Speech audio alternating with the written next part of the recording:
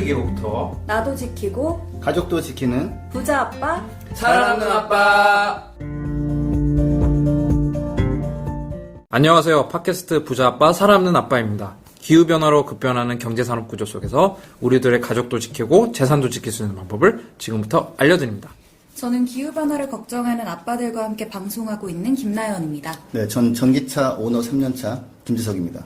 오늘은 조금 소개가 다르시네요. 아, 그럼요. 애들은 이제 가라. 전기차 얘기만 하면 된다는 거예요. 네. 네, 휴가 기간인데 자동차로 애먹은 분들 많으실 것 같아요. 그래서 이참에 차 한번 바꿔볼까 이런 분들 제법 있으실 것 같은데 오늘 팟캐스트 들으시면 좀 생각이 바뀔 수도 있을 것 같습니다. 지석쌤은 그 전기차를 구매하신 지 아까 3년차 정도 됐다고 하셨는데 대본에 구매한 지 얼마나 됐냐고 물어보라고 쓰셨네요. 네, 언제 구매하신 건지 정확하게?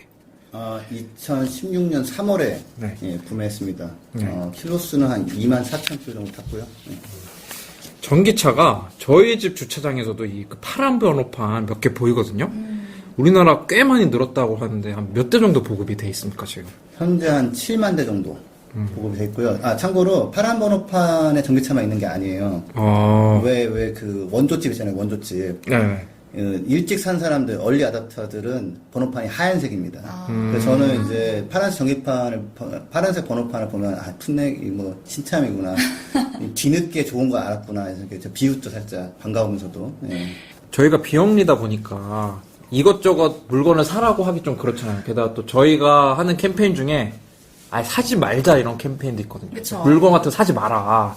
그런데 왜 우리가 전기차 얘기를 좀 하고 있는 거죠?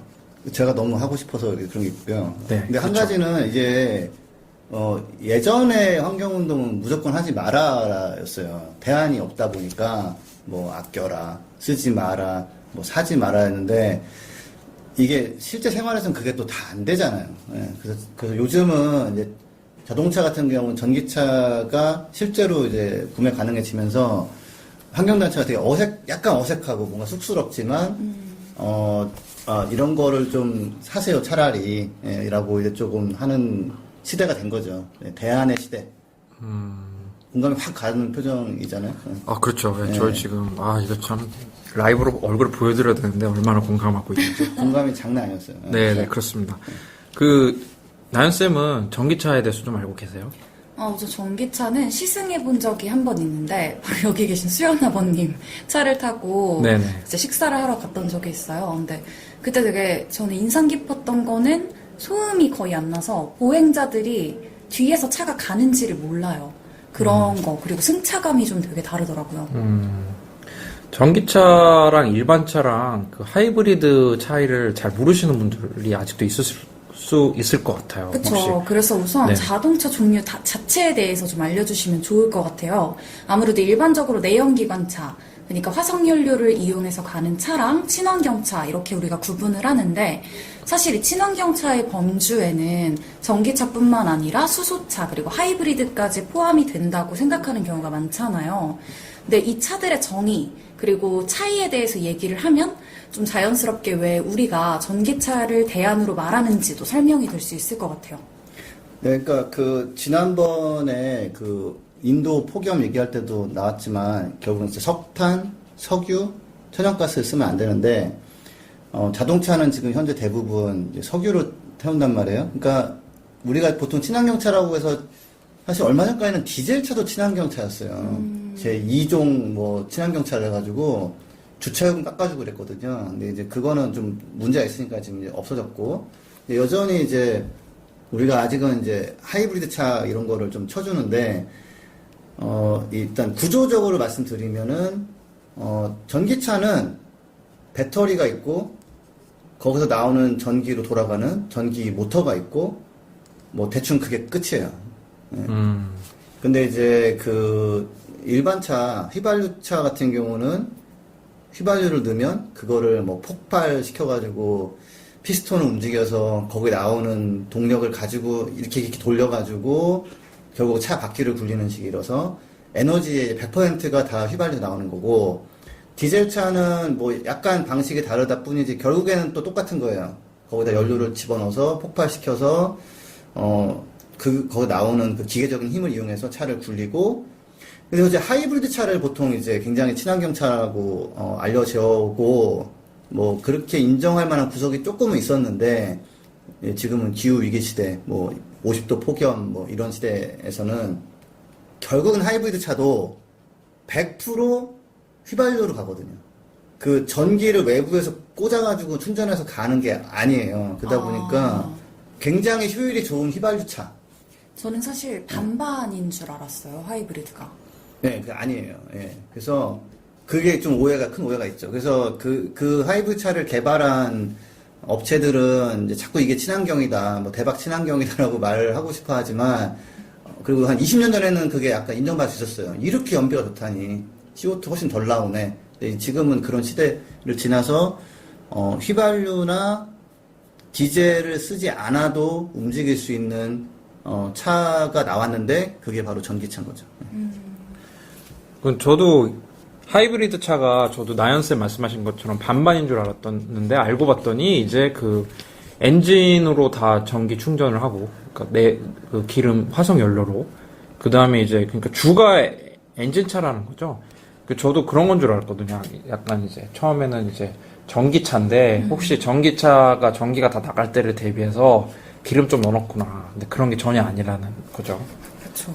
그 전기차 중에서 그런 차가 있긴 해요. 그러니까 BMW i3라는 모델은 전기차가 메인인데 혹시 비상시를 대비해서 오토바이 엔진을 하나 집어넣어서 기름 한 3리터 정도 집어넣어서 전기가 떨어졌을 때 추가로 갈 수 있는 장치를 만들어 놨는데 별로 인기는 그렇게 많지는 않대요. 어차피 전기차로 충분히 다닐 수 있는 경우가 대부분이라서 굳이 그거를 넣지는 않고 있는데 하이브리드 차는 이제 결국은 엔진이 메인이고 뭐 배기가스 같은 거 다 처리해줘야 되고 변속기 있어야 되고 거기에 이제 좀 소형 모터와 소형 배터리를 달아서 중간중간에 이제 그 에너지 효율을 높이는 정도 한 20년 넘은 기술이고요. 사실은 미국에서는 이제 인기가 많이 떨어져가지고 전기차가 부상하면서 구시대의 친환경 상징이었지만 지금은 저게 무슨 친환경? 뭐 거의 이런 취급받는 기술입니다. 전기차 생활은 어떠십니까? 만족하십니까? 저는 진짜 대만족입니다. 진짜. 제가 기존에 아반떼가 한 대 있었는데 15년 타다가 이제 딴 사람 줬는데 저는 이제 기후변화 외길 인생 20년이잖아요, 지금.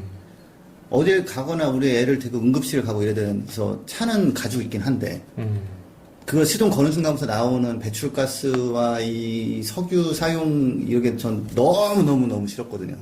예. 그래가지고 어떻게 하면 이거를 좀 안 쓸 수 있을까 하고 막 진짜 손꼽아 기다렸는데 진짜 그 차가 나와서 탔는데 한 가지는 이제 친환경을 넘어서 차가 너무 좋은 거예요. 사실 이제 약간 딜레마가 운전이 너무 재밌어요. 차가 너무 잘 나가니까 조용하고 정선 한 다음에 전국 일주를 막 거의 일주일에 한 번씩 하는 분들이 있어요. 뭐 근데 이제 그런 부작용을 조심해야 되지만 저는 굉장히 만족합니다. 뭐 편하고 차도 좋고 또 금전적으로도 여유로워졌고. 금전적으로 여유로워졌다고 얘기를 하셨는데 사실 되게 많은 저를 포함해서 많은 분들이 궁금해하실 것 같아요. 유지비 얘기가 되게 많이 나오는데 저도 그냥 간단하게 듣기로는 뭐 국내 여행을 갈 때도 뭐 어디부터 어디까지가 정말 뭐 10분의 1 수준으로 뭐 주유비에 대비해서 충전비가 그렇게 들었다 이런 얘기를 들었어요. 혹시 실제 사례 얘기해 주실 수 있을까요? 네, 아마 그 얘기를 저한테도 들었을 거예요. 제가 맨날 옆자리에서 얘기하니까. 그렇죠, 사실. 네. PPT 자료 이만큼씩 보여주시고. 그렇죠. 네. 그러니까 이게 실제로 이제 충전 시간에 따라 좀 다르긴 해요. 어디서 어떻게 충전에 따라 좀 비용이 다르긴 하는데 저는 보통 이제 아파트에 생겨서 충전소가 밤에 이제 충전을 하면은 한 200km를 가는 전기가 한 1,000원, 1,200원 정도는 충전이 돼요. 네, 그래서 밤에는 전기가 좀 싸니까. 심야전기 네. 요금이 적용되니까요. 그래서 충전기가 근데 비싸더라도 심야전기 때 대비 한 2.5배 정도 비싸니까 뭐 200km 갈 전기가 1,000원일 때도 1,000원으로 할 수도 있지만 좀 신경을 덜 쓰면 한 3,000원 뭐 이 정도. 그렇죠. 예. 그러면은 휘발유나 디젤보다는 훨씬 좋은 거죠. 예. 뭐 10분의 1 정도면 되고. 그게 막 기름값이 적게 드는 것만으로 차를 결정하진 않잖아요. 혹시 다른 쪽은 어때요? 뭐 세금이라든지 이런 건 어떤지? 세금이 이제 전기차는 대부분의 지역에서 연간 13만 원입니다. 연간 13만 원. 예. 근데 이제 뭐 제가 가지고 있는 차가 이제 현대 아이오닉인데 그거는 뭐 아반떼 정도 사이즈인데 네. 준준형. 그게 처음에 사면은 준준형도 한 세금이 한 25만 원인가 27만 원인가 그래요. 그거다가 이제 차값이 떨어지면서 이제 한 1년에 5%씩 깎아주나 그러는데 저는 일단 시작부터 13만 원이니까 그렇고 사실 되게 고가형 자동차 뭐 테슬라 이런 거가 1억이 넘지만 어쨌거나 뭐 CO2나 이런 게 배출이 일단 그 차에서는 안 나오다 보니까 혜택을 줘가지고 남양주에 제가 그 테슬라 오너 한 분 아는데 자동차세가 25,000원. 왜 이렇게 싸요, 남양주는? 남양주는 왜 이렇게? 이게 자동차세가 지방세라서 네. 그 지방의 지역에 따라서 우리는 좀 더 혜택을 줘야겠다 그러면은 내려줄 수가 있는 거예요. 그러니까 표준은 13만 원인데 예, 특정 지역은 25,000원입니다. 남양주에 살을 잃었다. 뭐. 테슬라 오너가 남양주에 살면 자동차 세금으로 아낄 수 있는 돈이 무려 10만 원 정도 되겠네요. 10만 5천 원. 아니 뭐 그 내연기관차는 자동차세가 좀 더 비싸니까. 다른 건 어때요? 근데 전기차라는 게 이게 사고 나면은 무슨 뭐 훨씬 더 비용이 많이 들 것 같고 그래가지고 보험료가 좀 되게 비쌀 것 같거든요. 그러니까 언론에서 한번 그 GM 볼트 차주가 사고가 크게 나가지고 수리비가 많이 나온 걸 한번 이제 사례로 들어서 보도한 적이 있는데 실제로는 그 보험료가 제가 한 40대 중반에 완전 무보험운전 베스트 드라이버 로 연간 45만 원 정도 내거든요. 35세 이상 누구나 운전 조건으로 걸어서 그리고 주행거리가 짧으면 한 15%에서 20% 환불이니까 저는 한 10,000km 이상은 안 타기 때문에 결국은 한 40만 원 정도 될 것 같아요. 윤탁쌤은 차 있으신데 얼마 내세요? 보험료? 저는 베스트 여기서 드라이버신가요? 정확하게 말씀드려야 되는데 제 이름으로 된 차는 없고요. 제 아내가 차가 있고요. 세금 회피 이런 건가요? 그런 건 전혀 아닙니다. 저 그런 것 좀 해볼 정도에 넉넉했으면 좋겠고요. 그건 사실이 아니고, 이제 아내가 운전하기 싫을 때, 이제 제가 이제 운전을 좀 비급여로 해드리고 있고요. 그 보험료 기억나는 게, 좀 처음에 이제, 이게 또 이제 자차냐 아니냐에 따라 다른데, 처음 3년은 한 100만 원 이상 냈었던 것 같고, 최근에 매년? 결제한 게, 그거를 또 이제, 아내랑 누가 내느냐 좀 말이 많았는데, 결국 하여튼 60만 원. 네. 네, 60만 원 차이가 정도 좀 많이 냈어요. 나네요, 네, 진짜. 자차 아닌데도. 네. 자차라 하면은 이제 뭐 보상을 좀 더 많이 해준다는 거라고 생각하시면 돼요. 네. 60만 원. 그러니까 전기차, 그러니까 사고가 크게 나면 사실 엔진차도 엔진 교체하고 그러면 돈 많이 들거든요. 그렇죠. 그러니까 전기차도 물론 사고가 크게 나면은 뭐 돈이 좀 그러니까 근데 어차피 보험 처리가 되는 거잖아요. 보험 왜 들어요? 그래서 수리비 걱정을 뭐 과도하게 하시는 분들이 있는데 뭐 일단 보험료가 견적 받아보시면 나오거든요. 한 40만 원 정도고 저는 그리고 의외로 전기차가 초기 모델 같은 경우는 이제 시내 주행이 좀 더 많다 보니까 사고가 나도 크게 날 수가 없는 거예요. 고속도로에서 하면 120km에서 막 완전 막 과장창 해야 이제 크게 수리비가 많이 나오는데 그런 일이 없어가지고 그 의외로 쌉니다.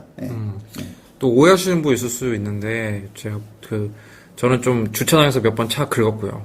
네, 그리고 이제 차 가격이 1,000만 원대요. 1,000만 원대. 좀 차를 탄 지 7년 정도 돼가지고 그런데 한 5, 60만 원 내는 거죠. 뭐 그리고 저희는 아까 저 지석쌤이 아무나 운전 조건이라서 깜짝 놀라셨어요. 무슨 렌터카 운영하시는 줄 알았는데 저는 일단 부부 한정.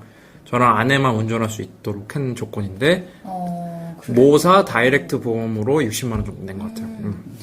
그래서 궁금한 게 또 차는 아무래도 정기적으로 점검이 필요하잖아요. 근데 이런 정비 비용이 또 일반 차랑 전기차가 차이가 있나요? 많이 있어요. 정비를 제가 진짜 좀 어떤 때는 이래도 되나 싶을 정도로 한 번도 하질 않았거든요. 안 해도 되는 거예요? 할 게 주기가 긴가? 없어요. 그러니까 윤탁쌤은 뭐 하시죠? 일반 차는 저는 근데 이게 부자 아빠 사랑하는 아빠잖아요. 네. 이 차가 사실은 안전에 되게 직결되는 거라 자주 저는 좀 정비를 하거든요. 그래서 한번 뽑아보니까 한 1년에 7, 80만 원은 쓰는 것 같아요, 정비비로. 예. 뭐예요? 정비를 뭐 그렇게 많이 하는 건 아닌데 우선은 뭐 와이퍼 와이퍼 자주 안 가시는 분들 많은데 사실은 한 6개월에서 1년 정도는 갈아주거든요. 와이퍼 켰을 때 소리가 나면은 그게 좀 간 거예요. 그래서 갈아줘야 되고 그건 한 2만 원 정도 하고 에어컨 필터도 뭐 2, 3만 원 하는데 타이어 위치 교환 같은 거 있잖아요. 그런 비용이 좀 많이 들고 무료로 해주는 데도 있고 그다음에 뭐 배터리 한번 갈거나 뭐 블랙박스 교체 뭐 이런 거 하면은 뭐 그래도 한 6, 70만 원 쓰는 경우가 종종 있는 것 같아요. 예를 들어서 막 그런 거 있잖아요. 막 배터리를 이제 뭐 저희는 좀 차를 오래 샀으니까 교체 5년 주기가 넘었으니까 좀 더 쓴 것도 있고. 네. 얼마 만에 한 번씩 하시는 거예요? 그거는 이제 그 다 부품마다 다른데 뭐 5년 이상 차가 되면은 좀 이제 갈아줘야 되는 부품이 많거든요. 그래서 오히려 유지비가 좀 더 나오기 시작하는 거죠. 네. 그 뭐 엔진 오일 교체하고 뭐 스파크 플러그도 한번 갈았을 거 아니에요? 스파크 플러그는 아직 안 걸었고 안 걸었어요?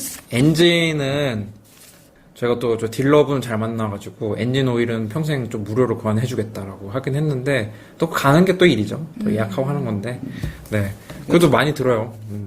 전기차는 어떤가요? 저는 지금까지 한 2년 반 몰면서 에어컨 필터 한번 15,000km에 갈고 펑크가 나가지고 한번 그 때우고 3만 원 들었어요. 3만 원이요? 2년 반 동안 3만 원? 네. 근데 그것도 사실은 포인트 처리를 했거든요. 뭐 현대에서 차 살 때 주는 포인트로. 포인트가 너무 많이 남아서 다 못 쓸 것 같아요. 이 상황에서는. 근데 그게 이제 타이어나 브레이크 패드 같은 거는 갈아줘야 되잖아요. 근데 이제 타이어는 예, 뭐 나중에 교체가 필요할 텐데 브레이크 패드는 이게 그 브레이크가 회생제동이라고 해가지고 기계적으로 막 그 마찰력으로 감속시키는 게 아니라 모터를 들이대 버려요. 감속하라고 그러면. 그래서 그 모터가 돌아가게 되면 전기가 나와요. 그래서 그 전기가 다시 배터리로 들어가거든요. 그래서 근데 기계 브레이크도 있어요. 근데 그건 거의 안 써요. 그래서 안 쓰다 보니까 되게 오래 가서 일반 차보다 한 두세 배 정도 오래 가거든요. 그래서 아주 급하게 운전만 안 하면은 뭐 거의 한 10년 뭐 동안 안 갈아도 된다고 많이 나오고 저도 아직까지 뭐 전혀 갈지 않았고요. 뭐 아직 갈 때도 안 됐지만. 그러니까 전기차는 약간 이제 그 엑셀을 떼면 그 모터에서 이렇게 회생 모터로 간다 이런 뜻인 게 잘 이해가 안 되는데. 그러니까 모터를 가지고 이거 설명하려면 이거 무슨 기계공학 가야 되는데 하여튼 그 뭐 엔진 브레이크라는 거 있잖아요. 왜? 그쵸. 예, 그러니까 그 엔진 그런 방식으로 하는데 이건 전기 모터니까 브레이크처럼 걸어주면은 얘가 돌아가면서 전기가 나와서 충전하고 다시 그 다음에 갈 때 쓰고 이런 식으로. 예. 그래서 그 기계식으로 그 마찰력을 쓰는 그 부품이 작동을 안 하기 때문에 이게 쓸 일이 없으니까 닳지 않고 닳지 않으니까 교체할 이유가 없는 거죠. 엔진 오일 체인지 할 거 없고 뭐 그다음에 배기가스 처리 장치가 문제 생겨가지고 교체하고 이런 것도 없고 뭐 머플러 뭐 마우라라고 뭐 그러죠. 그냥 그래서 어떨 때 기분이 되게 이상해요. 그래서 내가 정비를 한 번도 안 했는데 괜찮나? 그러다가 나 전기차지. 그러면서 이렇게 한 번도 새벽에 딱 깨가지고 한 번도 안 해줬네. 그러다가 맞다 나 전기차지. 다시 꿀잠에 빠져든 적이 있어요. 진짜 이거 싫어요. 네. 전기차뿐만 아니라 내연기관차에도 배터리가 있잖아요. 전기차를 살까 말까 고민하는 이슈. 그러니까 하이브리드카에도 똑같은 이슈가 나왔는데 이 배터리가 많이 들어가는데 이거 뭐 한 10년 뒤에 뭐 교체해야 되는데 비용이 어마어마하다 막 이런 얘기. 저도 똑같은 얘기 되게 네. 많이 들었거든요. 네, 그게 이제 사실은 아까 제가 좀 디스를 했지만 그 하이브리드 차도 배터리가 좀 크게 들어가요. 그래서 그때도 막 저거 나중에 가려면은 차값 뭐 나오네. 그러니까 이게 되게 오래된 그냥 회자되는 맨날 나오는 얘기거든요. 근데 지금 제가 가지고 있는 현대차 그 뭐 아이오닉이나 뭐 기아도 마찬가지고 웬만한 차가 다 그런데 보증 기한이 뭐 일단은 저는 제 차는 그 첫 구매한 사람의 경우는 평생 보증으로 돼 있어요. 네. 그냥 어쨌거나 네가 차를 버리지 않으면 네 차는 너를 위해 간다. 우리가 그걸 보증할게. 디테일하게 들어가면은 뭐 하여튼 아무리 많이 타도 50% 이상의 배터리 용량 남아 있는다. 뭐 그게 이제 보증이라고 해요. 근데 제가 이제 이렇게 차를 제가 만약 누구한테 팔았다. 그럼 그 사람한테는 보증 조건이 좀 이렇게 바뀌는데 그게 10년, 20만 킬로 보증이거든요. 그 보통 차는 뭐 보증 기간 기억하세요 혹시? 저는 3년.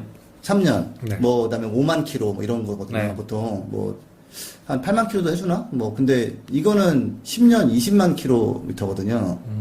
주인이 바뀌어서 보증 조건이 좀 나빠진 게 그 정도예요. 그러니까 뭐 20만 킬로 이상 타는 사람도 있겠지만 보증 기간이 그거라고 그때 타서 딱 차가 죽어버리는 것도 아니거든요. 그래서 이제 배터리 교체가 필요하다라는 거는 저는 사실이 아니다. 예. 그리고 제가 이런 비유를 드는데 길거리에서 버스킹하는 뮤지션은 뭐 미세먼지도 맡을 수 있고 막 뭐 힘들면 힘든 대로 자기가 싸가탕 사 먹고 막 이러지만 뭐 아이유 뭐 이런 분들은 관리를 많이 받잖아요. 옆에서 많이 도와주고 이 전기차에 들어가는 되게 품질 좋은 배터리는 주변에 관리 장치가 되게 많이 달려 있어요. 과열이 안 되게 하기 위해서 굉장히 관리해 주거든요. 그리고 사실 하루에 얘들이야말로 일주일에 9시간 일하는 애들이잖아요, 거의. 예, 그러니까 되게 잘 관리되어 있는데 잘 안 써요. 아침에 하는 뭐 한 1시간 많아봤자 저녁에 그냥 1시간. 그렇죠. 의외로 자동차 잘 안 타요. 그러니까 푹 쉰단 말이죠. 그러다 보니까 굉장히 오래 갈 수 있는 요건이 되는 거죠. 그리고 아까 배터리 얘기하셨는데 배터리도 보증을 해주는 거예요. 사실은 우리 핸드폰 같은 거 쓸 때 그 핸드폰 배터리 성능 떨어지면 좀 그렇잖아요. 맞아요. 그때 제일 많이 바꾸게 되죠, 아무래도. 그러니까 그게 이제 버스킹 하는 뮤지션인 거예요. 하루 종일 액정 켜, 뭐 신호 보내, 신호 받아, 뭐 어떤 때는 진동도 해줘야 돼, 막 이 배터리 하나가 죽어나는 거예요. 근데 저 관리 좀 받으면 안 될까요? 그러면은 야 너무 무거워서 안 돼, 다이어트 해야 돼. 그래서 핸드폰 배터리를 보면 굉장히 정말 열악한 환경에서 혼자 일하는 너무 불쌍한 아이고요. 자동차 배터리는 엄청나게 큰 게 관리도 받고 일도 나눠서 하고 일도 슬슬 하고 그래서 굉장히 다른 개념으로 그러니까 이제 물건입니다. 설렁설렁 타면 10년이 지나도 뭐 50%까지 떨어지고 그러진 않는다는 말씀이시죠? 그렇지도 않죠. 근데 딱 하나 이제 배터리 신경 쓸 부분은 이게 100% 충전을 시켜놓은 다음에 뭐 안 타버리거나 이러면은 그게 그 화학적으로 조금 배터리 안 좋대요. 그래서 충전을 0으로 가득하게 안 되지만 100으로 또 해놓고서 안 타면 또 안 되고 그래서 배터리 뭐 충전을 한 90에서 한 20% 정도 사이를 유지해 주는 거 그거 하나만 잘 지키면은 배터리 수명이 뭐 안 그랬을 때보다 한 더 길어지니까 막 탔을 때도 20만 킬로 뭐 보증해 주는 거고 근데 신경 조금 더 쓰면은 이제 뭐 한 30만 킬로는 충분히 타죠. 그러면은 완충하는 게 안 좋은 건가요? 네, 완충은 원래 안 하게 하는 게 장치가 보통 달려있는 경우가 있는데, 그래서 보통 한 90%, 95%. 근데 내가 어디 멀리 가야 돼, 내일. 그러면 100%로 해놓고서 한 다음에 빨리 타고 가야죠. 네. 빨리 써버려야 된다. 네, 이게 100m 경주할 때 막 긴장감 있게 있다가 팍 튀어나가는 그런 거 있잖아요. 그러니까 배터리 100% 해놓으면 그런 거래요. 막 온갖 힘을 막 가지고 막 튀어나가야지 막 이런 긴장감을 가지고 있는 상황인데, 그걸 그 앱으로 두면은 이제 지쳐버리는 거고, 그래서, 전기차는 그래서 보통 90에서 한 20% 사이. 그거 정도만 지켜주면은 훨씬 더 길게 타고, 안 그러더라도 보증은 지켜지니까. 예.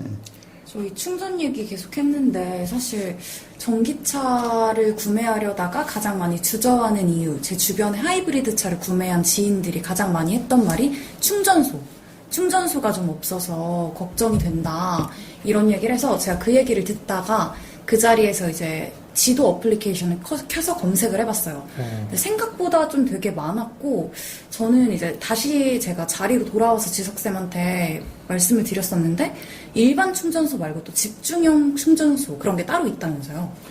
현대가 최근에 자기도 그런 걸 만들겠다. 그래서 이제 지금 충전소가 사실 꽤 많아요. 그래서 가면 뭐 저도 항상 가보면 맨날 텅텅 비어 있는데 물론 이제 안 그런 지역도 있겠죠. 그러니까 자꾸 뭐 힘들다는 게 나오는 건데 일단은 사실은 사람들이 안 찾아봐요. 충전소가 없다는 생각만 하고 안 찾아보는데 제가 한번 말씀드리지만 내비게이션 장치나 아니면은 그냥 지도 뭐 카카오 맵이든 뭐 네이버 맵이든 뭐든 간에 전기차라고 딱 쳐보시면 주변에 꽤 있습니다, 이게. 그래서 한번 확인 한번 해보시고, 지금은 근데 이제 그런데 가보면 보통 한 개 아니면 두 개밖에 없으니까 딱 갔는데 뭐 누가 1분 전에 와 있다.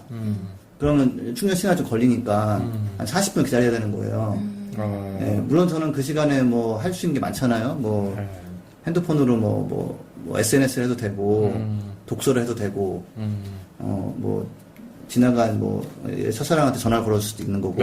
또 자꾸 네. 자꾸. 네. 그래서 너무 재미가 없게 가는 것 같아서. 네, 아니, 그래서 네. 갔을 때 충전소가 한 10개, 20개 정도 있어서 항상 충전을 할 수 있는, 그러니까 식당인데 테이블이 하나밖에 없으면은 12시 딱 갔는데 누가 먹고 있으면 돌아버리는 거잖아요. 그쵸. 그러니까 이제 그 탁 테이블이 좀 많아야 조금만 기다려서 나갑니다 누구 이렇게 될 수 있게 해서 이제 한 7만 대까지 늘어났다 보니 이제 그런 충전소를 만들겠다라고 이제 발표가 났어요. 그게 어디에서? 집중형 충전소다. 그렇죠. 이게 지자체가 하기도 하고 대구시에는 이미 하나 있다고 그래요. 예, 그 다음에 현대차에서 지금까지 현대차나 기아차가 차는 만들어 내놓고서 충전기 인프라는 안 했거든요. 근데 이제 좀 차가 깔렸고 자기들도 좀 그쪽에 미래가 있다고 판단했는지 우리도 이걸 하겠다. 그러니까 충전해서도 수익을 내겠다는. 예, 초반에는 못 내겠지만 네. 나중에 낼 수 있고 이게 수익도 낼 수 있는 면이 있지만 한 가지는 또 뭐가 있냐면 그 더 깨끗한 전기를 공급해가지고 지금 뭐 또 나오는 시비거리가 뭐 석탄 전기 아니냐 뭐 이런 거잖아요. 그렇죠. 근데 사실 전기차가 한계가 있는 거잖아요. 전기차 충전하는 에너지가 더러운 에너지면은 그렇죠. 화석 연료라든지 그런 거랑. 그러니까 그 현재는 그렇죠. 그러니까 이제 그게 뭐 좀 비유하자면 뭐 쓰레기 만두 파동이 났다고 해서 만두가 원래 쓰레기는 아니잖아요. 재료를 바꿔준대잖아요. 적절한 맞나요? 비유. 그거는 뭐 시청자의 판단에 맡기고요. 네네. 그래서 아무튼 그러니까 근데 우리나라는 그러니까 해외에서는 전기까지 거 앞으로 깨끗하게 만들 수 있잖아. 네. 그럼 전기차를 일단 깔고 그 다음에 더 깨끗해지게 하면 되지라는 식으로 간다면 우리나라는 조금 뭐 다 그런 건 아니지만 석탄 많이 쓰잖아. 전기가 더럽잖아. 전기차 하면 뭐해? 전기차도 더러운 거 아니야. 긍정적인 상승을 갈 수 있는 기술을 가지고 우리나라는 막 더 끌어내리는 좀 분위기가 있고, 근데 그게 사실 그렇지가 않단 말이죠. 예. 근데 전기 이제 만들면 되거든요. 발상에 전화를 해보면 이게 저는 이제 부자 아빠잖아요. 부자 아빠는 아니죠. 그냥 아빠죠. 큰일 날 뻔했는데. 본인은 그냥 부자가 되고 싶은 아빠. 그래서 매주 로또를 사는 아빠인데요. 사요 진짜? 예, 가끔 사요. 가끔 이제 가끔. 힘들구나. 어떡해. 좀 밥 좀 사주고 그러세요. 오케이. 예, 근데 그 휘발유 차나 네. 경유차 살 때 주변에 주유소 있는지 확인하지 않아요. 그리고 주변에 주유소가 있어도 그 주유하는 시간이 5분밖에 안 걸려도 가서 귀찮은 건 매한가지거든요. 근데 유부남 입장에서 보면은 야, 가서 좀 주유 좀 하고 와, 우리 나가야 되는데라고 이런 얘기를 들었을 때 가서 5분의 자유를 누릴 것인가 아니면 충전 시간에 더 긴 자유를 누릴 것인가 그런 면에서 조금 매력적인 것 같네요. 발상의 전환이. 나 지금 미안한데 충전하러 가야 돼. 왜 이렇게 늦게 와? 전기차잖아. 30분에 있어야 돼. 기다려. 이렇게 하고. 저 사실 그렇게 살았었어요. 그랬는데, 근데 그게 좀 조금 지나면 좀 귀찮아지기도 했었는데, 근데 충전소가 생겨버린 거예요. 그래서 제가, 전기차를 권하면, 우리 동네 충전소가 없다 이런 분도 있는데, 저는 어땠냐면 일단은 전기차 샀잖아요? 그랬더니 한 번 엘리베이터 탔는데, 혹시 전기차가 있는 분은 관리소에 연락달라는 거예요. 그래서, 나 어떡하지? 뭐 잘못했나? 뭐 약간 쫄았는데, 그러니까, 있었네? 예, 알겠습니다. 그래서, 아니, 뭐지? 그랬더니 그분이 이제 무료 충전소 지원 사업에 신청을 하는데, 뭐, 우리 단지에 전기차가 있습니다, 없습니다, 뭐, yes, no, 이게 있었나 봐요. 그래서 갑자기 생겨버렸어요, 5개가. 좋네요. 예, 차가 한 대 있는데, 지금 2대인 것 같아, 이제. 그래서, 차가 있으면 충전소가 생깁니다. 근데 차가 없으면 충전소가 안 생겨요. 그래서, 조금, 그런 긍정적인 마인드와 이 개척 정신을 가지고 먼저 이렇게 하시면, 충전기는 따라오게 돼 있습니다. 이미 많이 있지만, 그런, 충전은 아무튼 걱정거리인 거는 맞는데, 또 하나는 제 차는 200km 정도 가거든요. 네. 근데 요즘 나오는 차는 400km 정도 넘게 가거든요. 그러니까 충전도 사실은 자주 할 필요가 이제 많이 없어졌어요. 그래서, 충전이 걱정되시겠지만, 알아보면 사실은 크게 걱정할 부분은 아니다. 예. 충전이든 주유든 귀찮은 건 매한가지다. 근데 또 한 가지 그 네. 30분 갔다 오면서 네네. 그 한 10,000원을 이렇게 주고 가면 좋아요, 배우자한테. 아, 그렇죠. 왜냐면 어차피 나는 돈은 세이브 됐으니까 세이브는 당신이 가져가고 나는 잠깐 가서 충전을 하고 오겠다는 다음에 뭐 핸드폰 게임이든 뭐 네. SNS든 뭐 첫사랑 네네. 그거는 뭐 알아서 그래서 네네. 이렇게 하면은 네. 되는 겁니다. 네, 유부남의 충전 전략 지금까지 얘기 들었고요. 좀 더 얘기를 해보기 전에 지금 부자 아빠, 살아남는 아빠를 만드시는데 큰 도움을 주시는 분들의 전하는 말씀을 듣고 다시 돌아오도록 하겠습니다. 이 방송은 여러분의 소중한 후원으로 만들어집니다. 국제환경단체 그린피스 서울사무소에 후원해주실 분들은 1644-0961, 1644-0961에 팟캐라고 문자를 보내주세요. 네이버에서 그린피스 팟캐를 검색하셔도 쉽게 후원에 참여해주실 수 있습니다. 네, 유부남의 충전 전략 좀 다루면서 좀 더 얘기를 하고 싶은 게 있는데요. 제가 얼마 전에 핸드폰을 별로 3년, 4년 이렇게 버튼 안 눌리고 막 그럴 때까지 쓰다가 이번에 2년 6개월 만에 바꿨거든요. 박수 부탁드립니다. 네. 그런데 이게 저도 모르는 사이에 기술이 많이 발전했더라고요. 무선 충전도 되고 그리고 가장 매력적인 게 급속 충전. 아까 이게- 무선 충전기 책상 위에 있는 거 예, 봤어요. 보셨군요. 예, 급속 충전을 하게 되면은 충전 시간이 엄청 빠른 거예요. 그래서 사실은 아까 농담처럼 이렇게 유부남들의 자유 시간을 위해서 충전 시간이 긴 게 뭐 좋지 않냐는 식으로 얘기는 했지만 그래도 좀 귀찮긴 하거든요. 근데 이 충전 시간 좀 줄어들고 있나요? 일단은 그 한 가지 개념은 그러니까 아파트나 자기 거주지 생기면은 네. 충전 시간이라는 게 사라져 버리는 거거든요, 완전히. 왜냐면은 시간은 걸리지만 어차피 올라가서 자야 되니까. 그래서 이거를 그 충전 속도만 또 너무 집중해서 보시는 분들이 있는데 그죠. 우리 핸드폰 자기 전에 충전하고 자는 것처럼 네. 집에 뭐 주차장 있고 마당 있고 충전기 있으면 뭐 그러면 뭐 전기차 뭐 예. 그렇죠. 예. 그래서 일단은 이제 원래 개념은 이제 그런 거라서 속도에 너무 집착하지 마시라는 말씀을 드리면서 속도 얘기를 해보겠습니다.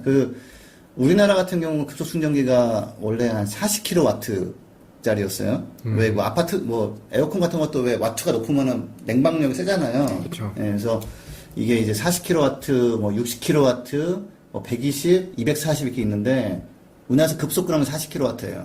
그러면은 한 200km 갈 수 있는 거를 한 30분, 40분 정도면 충전이 돼요. 근데 최근에만 해도 제가 얼마 전에 처음으로 그 60kW짜리를 한번 충전을 물려봤어요. 네.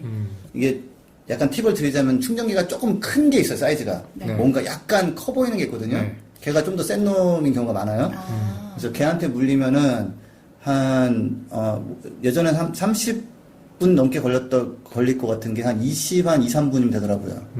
네, 2배 빠르지는 않은데, 좀 빨라졌죠. 그래서 약간 아쉬운 거는 밥 먹을 수 있는 시간이 됐었는데, 휴게소 충전소가 지금은 밥을 먹다가 중간에 차를 빼야 되는 그런 상황이 있고요. 근데 이제 뭐 테슬라 같은 좀 더 고급 모델은 예전부터 120kW였어요. 예, 그래서 제가 지금 빠르다고 느끼는 속도의 2배 빠른 거였고, 근데 이것도 이제 테슬라의 한 5, 6년 된 옛날 기술이고, 최근에 나온 건 240kW까지. 예, 그래서, 이제 멀리 어디 가야 되는데, 진짜 장거리를 한 1000km를 가야 된다. 그러면 이제 테슬라의 최신형, 충전기 같은 경우는 240kW니까 예전에 비해서 6배가 빠른 거고, 근데 이게 또 끝이 아닌 게, 사실 요번에 현대가 깔겠다고 하는 충전기는 최대 속도가 350kW. 예, 그래서 한 300km 갈 수 있는 거를 한 5분 정도? 할 수 있는 게 정말 시간이 되는데, 한 가지 아셔야 되는 거는 이제 그런 충전은 아무래도 배터리에 약간은 무리가 간다. 그래서 선수 보호 차원에서 그것만 줄창 물렸다가는 배터리 수명이 보증 기간보다 나빠지진 않지만 이제 약간 무리가 갈 수 있으니까 또 다만 하여튼 속도는 지금 우리나라에서 급속이라고 말하는 것보다 한 6배 빠른 게 이미 상용화가 됐고 지금 깔리고 있는 거는 이제 또 350km니까 몇 배 빠른 겁니까? 이게 40에서 거의 한 8배? 그래도 빠른 거죠. 어쨌든 보증을 해주니까 열심히 급속 충전하다가 좀 문제 생기면은 뭐 좀 고쳐달라 하면 되는 그럼요. 거죠. 네. 문제는 없습니다. 예. 네네. 그러면은 거의 내연기관보다도 충전 시간이 지금 이미 거의 비슷해지거나, 그쵸. 왜냐면은, 물론 내연기관 이제 주유는 좀 다르긴 하지만, 이게 또 이제, 또 기름값 좀 아끼자고, 이게 셀프 주유소 가면은, 이게 또 이제, 그 좋지도 않은 일회용 비닐 또 껴줘야 돼요. 비닐 장갑 껴주고, 또 이제 정전기 방지 한번 손 대고, 그 다음에 막 그 화면 누르고, 그 다음에 이 셀프 주유소의 문제가 포인트 충전 안 해줘요. 또 포인트 모은 남자거든요, 저. 그래서 그 포인트 충전 또 그 영수증을 빼가지고 거기 그 셀프 주유소의 주인한테 가가지고 이거 쌓아주세요 하면은 사실 5분 이상 가거든요.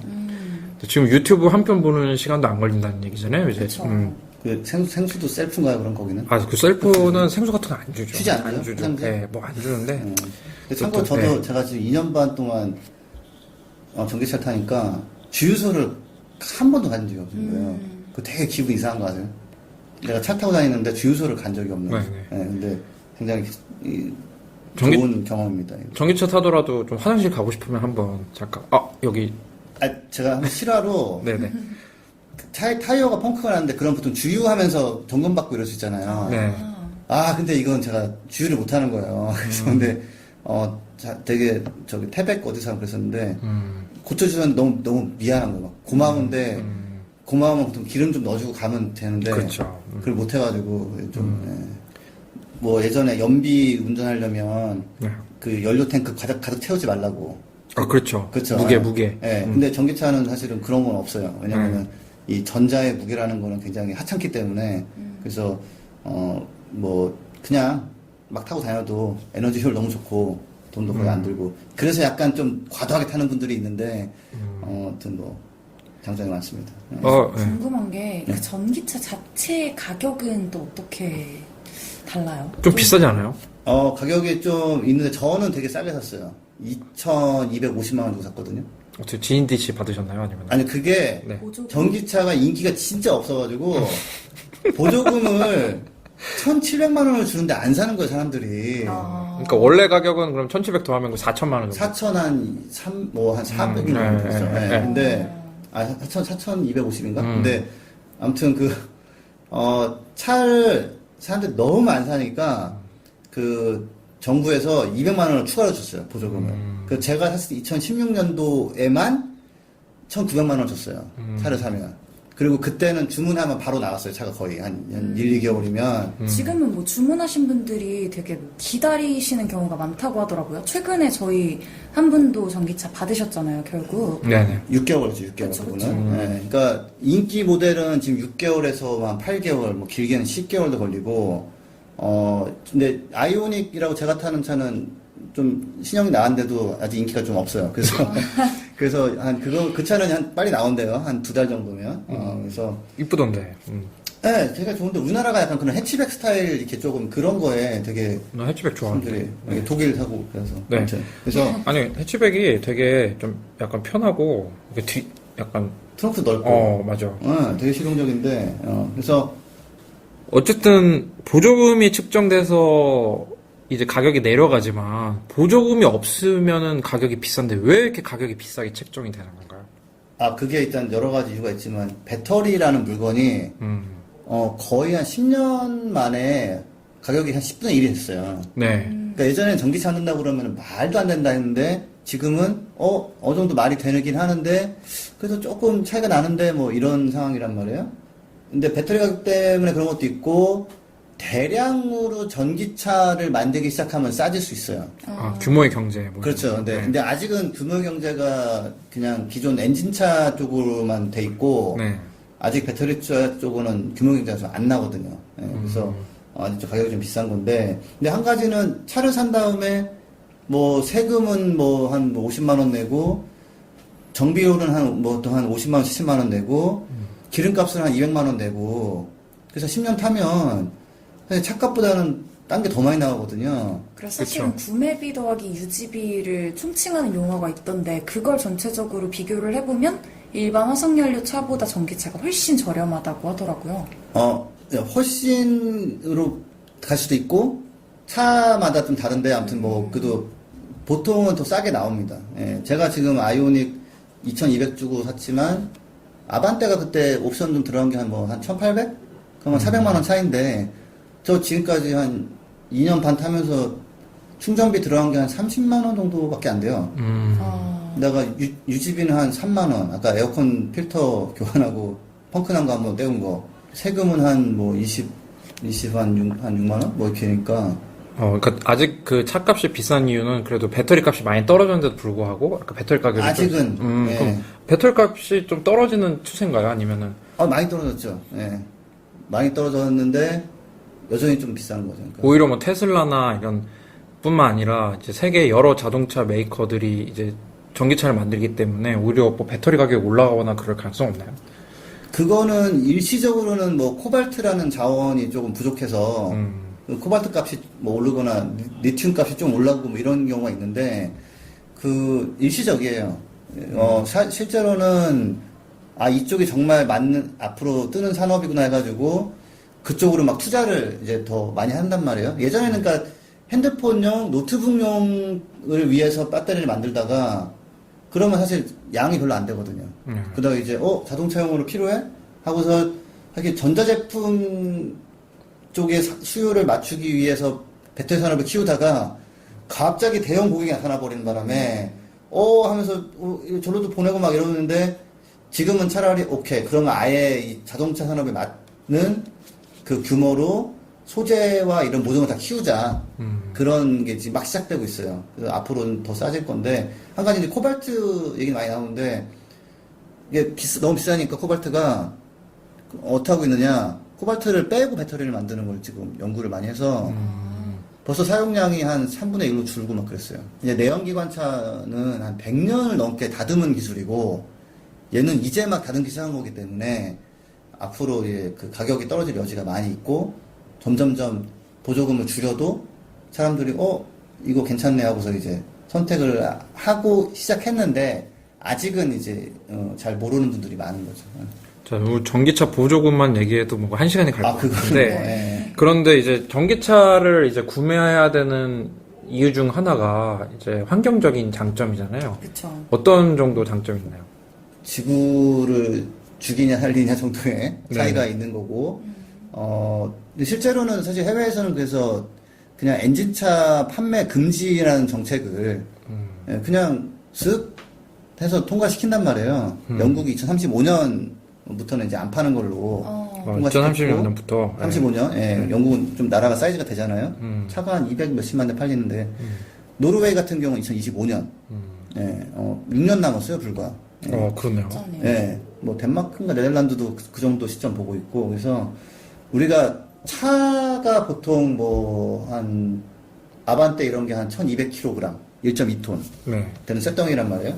근데 얘가 예를 들어서 뭐 리터당 한 10km 가는 연비라고 치고 한 15,000km 산다고 그러면 1년에 얘가 태우는 휘발유 양이 1,500리터가 필요한데 1리터당 이 무게가 710g이거든요. 710g에서 775g. 뭐가 어떤 무게가요? 휘발유. 예. 예, 이 휘발유 온도에 따라서 이제 그 밀도가 달라져가지고 이제 네. 무게가 딱 나오지가 않는데 대충 한 750g 치면은 1년에 태우는 양이요. 일반 차가 휘발유 양이 1125kg을 태웁니다.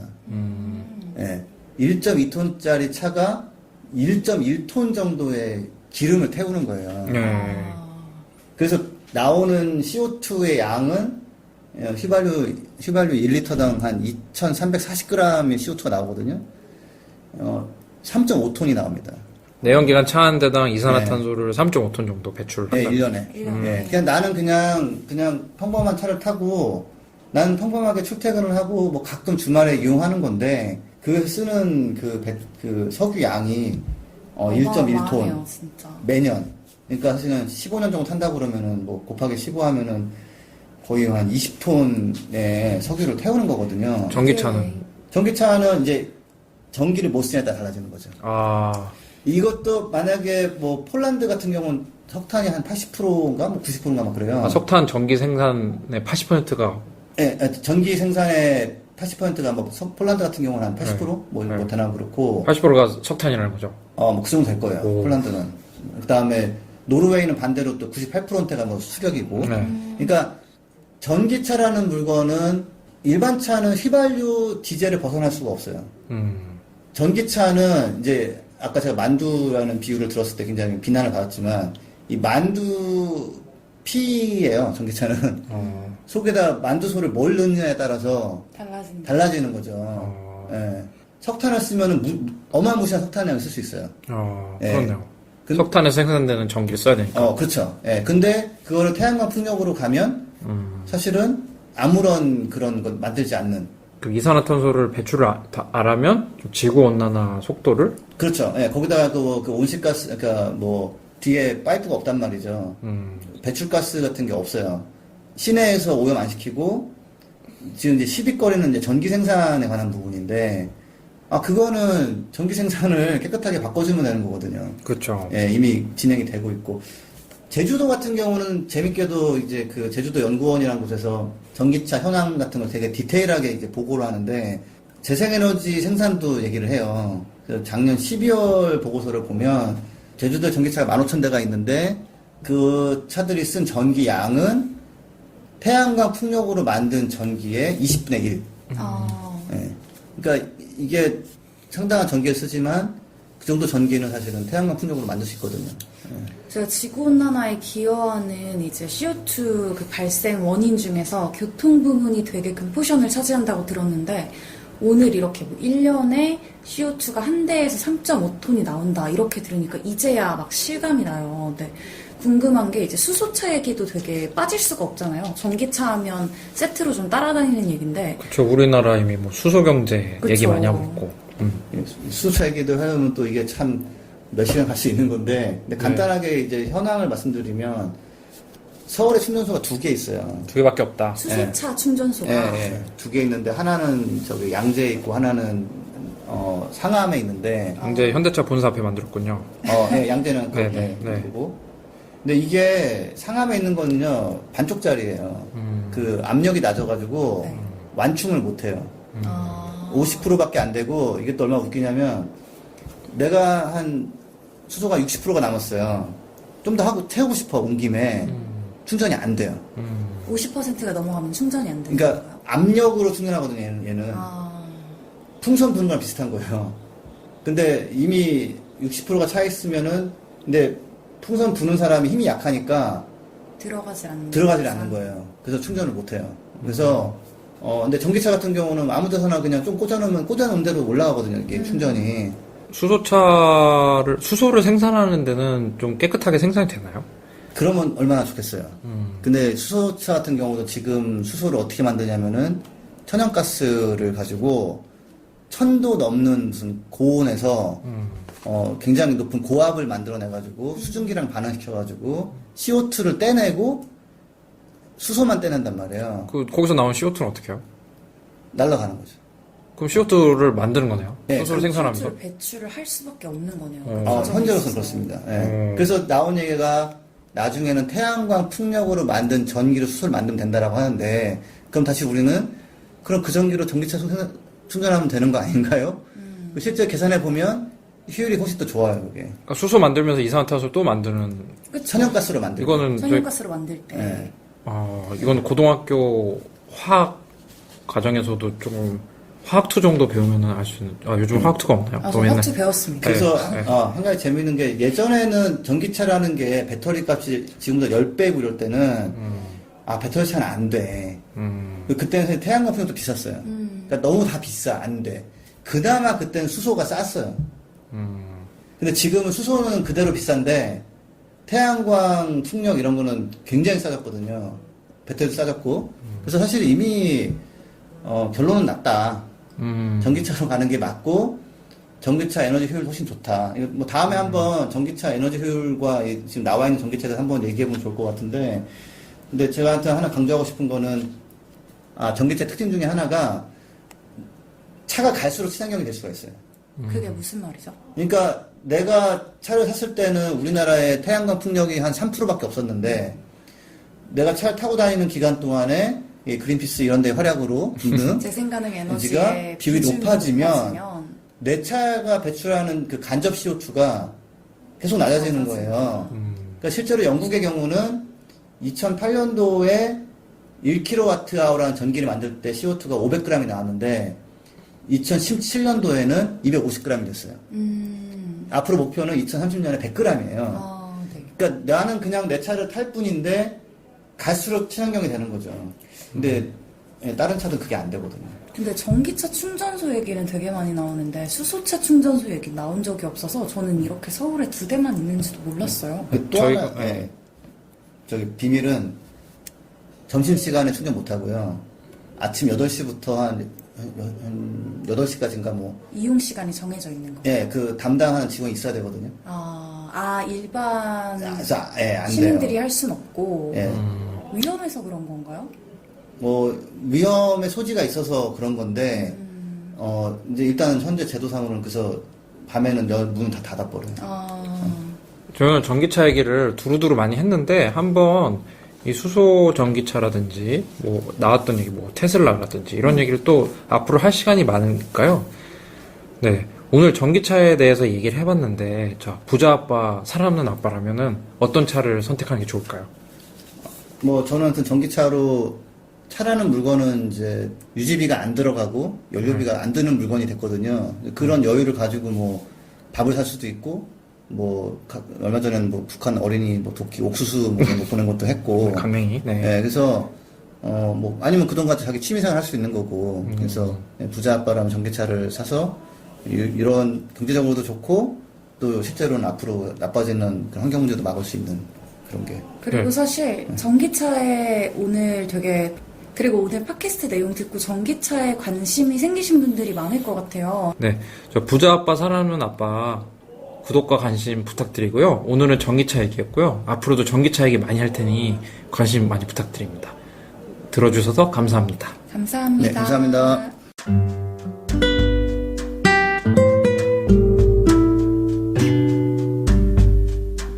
부자 아빠 살아남는 아빠는 애플 팟캐스트, 구글 팟캐스트, 팟빵, 파티, 앵커, 스포티파이 등을 통해서 들으실 수 있습니다.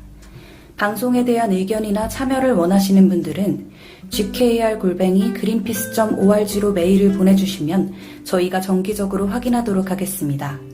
부자 아빠 살아남는 아빠